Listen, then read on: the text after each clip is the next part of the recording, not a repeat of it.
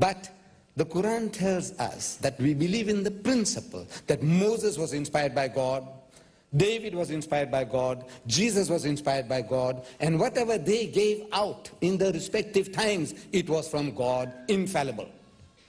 But those words were not preserved in the pristine purity. That is what we are questioning.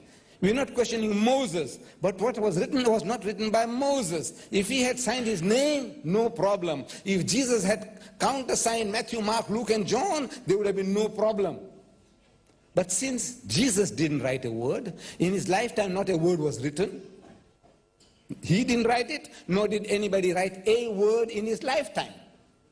These are all books, anonymous books.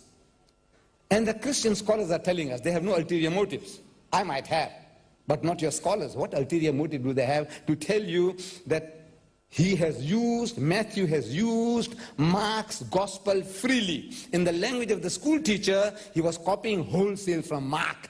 And Mark was not even one of the 12 disciples of Jesus. Why should an eyewitness and a ear witness like Matthew go and copy somebody who wasn't there? It doesn't make sense. And in the book itself, Matthew tells us, Matthew 9:9, it says, while he, Jesus, was going forth into the way, Jesus, saw a tax collector called Matthew. And Jesus, comes up to him and he says to Matthew, follow me. And Matthew, followed him, Jesus. Who wrote that? God write it? Did Jesus write it? No. Did Matthew write it? No. Yes. If Matthew wrote it, he would say, while he was going forth into the way, he saw me at the tax collector's table, and he came up to me and told me to follow him, and I followed him. This is written by somebody else.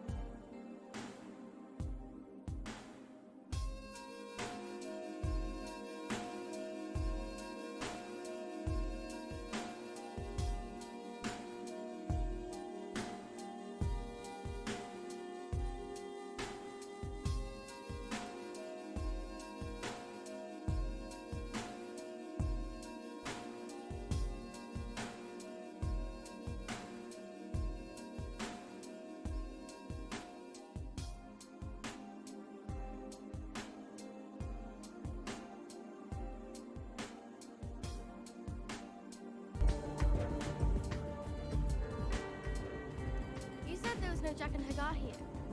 There isn't. A man is not Jack and Hagar. Well, who are you then? No one.